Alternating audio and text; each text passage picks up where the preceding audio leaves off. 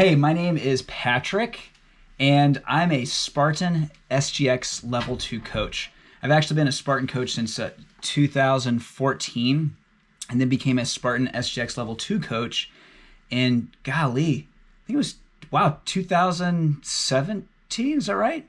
2018, that's right. So I've been doing this for a little while, but more importantly, I've been training for a long time, since 2005, and I've been doing sports stuff for a long time. And I actually wanted to talk to everyone today about my experience with doing sort of extreme endurance races, especially in the world of Spartan racing, so obstacle course racing.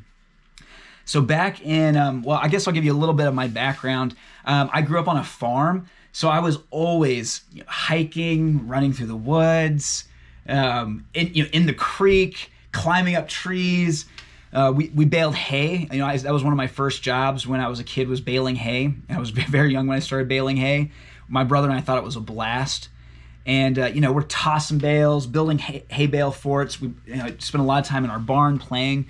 So I just did a lot of stuff as a kid on the farm, doing chores, a lot of shoveling.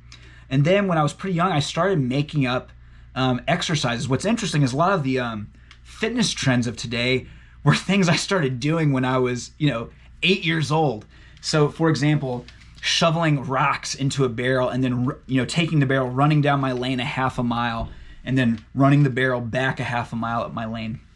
So things like that. I'll save that a thought I have on the current fitness trends for another conversation. But I was doing all that stuff when I was a kid. And so I got really interested in sports, started playing baseball, and then soccer, and then basketball, and then in cross country. And then when I got into high school, I started playing football, track and field. And then in college, I went on to do college football. I played for 3 years, freshman, sophomore, and junior year.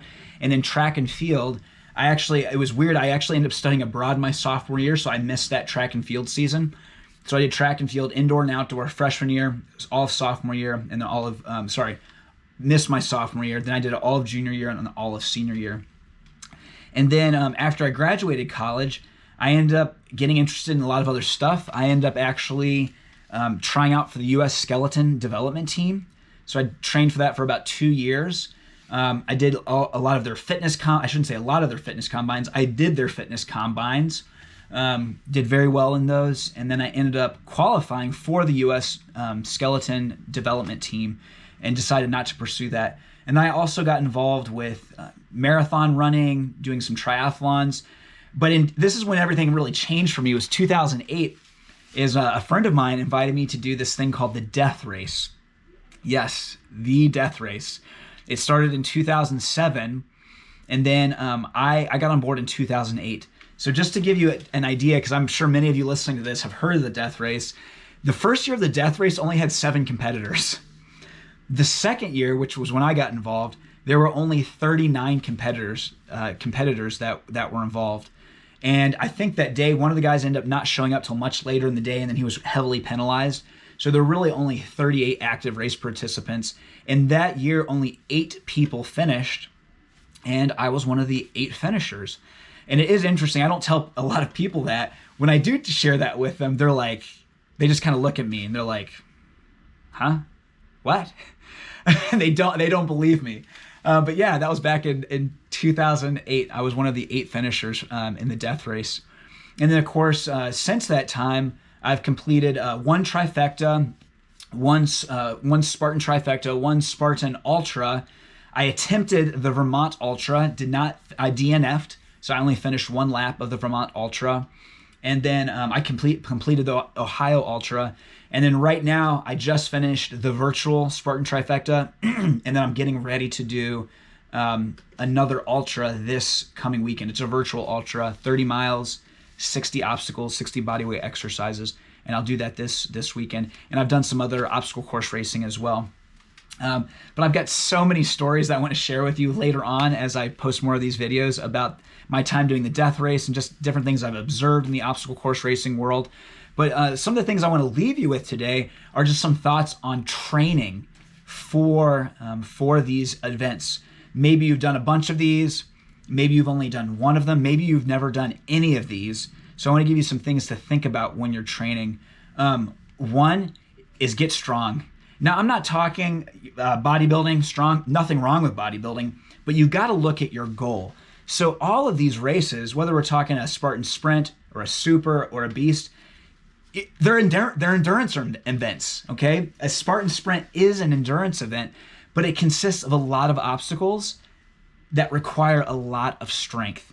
So even if you're not getting the obstacle, you fail and you have to do your 30 burpees, that's going to require some strength, especially if you haven't been active or you've been sedentary. So get strong. Secondly, if you have not done any of these events, is you need to start getting your cardiovascular fitness up. Getting strong is going to help you do that. That's going to help train your heart too. But yeah, you want to think about getting out and putting some miles in, whether it's walking, working on the treadmill, running, doing hills. All of those are going to be great options for you. If you already are pretty seasoned at these races, and you want to, get an edge, is start asking yourself, what area am I weakest in? Is it my running? Is it hill climbing? Is it monkey bars? Is it grip? Is it carrying heavy things? It's really interesting. I used to say things like, running and grip strength for everybody. That's what people most struggle with. As I've talked to different athletes over the years, man, it is, what is the word? A panoply. There's a huge spectrum of needs out there, a huge spectrum of weaknesses. Most recently, I was talking to a young woman who had recently tried her first obstacle course race was the Vermont Ultra, which I don't recommend, but she had her mind and heart set on it, and she ended up doing really well. She completed one lap, completed most of the obstacles. But the thing that really zapped her, you're not going to believe this, none of the upper body stuff, although she failed some of those, it was the carrying heavy stuff. She just wasn't accustomed to that. So maybe that's your weakness. Maybe you need to start carrying heavy things. So wherever you're at, try to identify those weaknesses that you have and start working on those weaknesses, whatever it is, grip strength. Maybe you're terrible at burpees. Maybe it's carrying heavy stuff. I'll just share a few of my thoughts of how I've progressed in this. For me, it's been upper body strength, particularly pulling, hanging, and grip. When I competed back in the World Championships, I qualified back in, I think it was 2015. I might be off on that date. I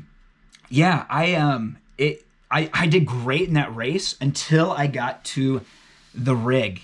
And I had never done a rig before where there's a combination of hanging things where, rings and ropes and other stuff. I had never seen that before, and I was not prepared.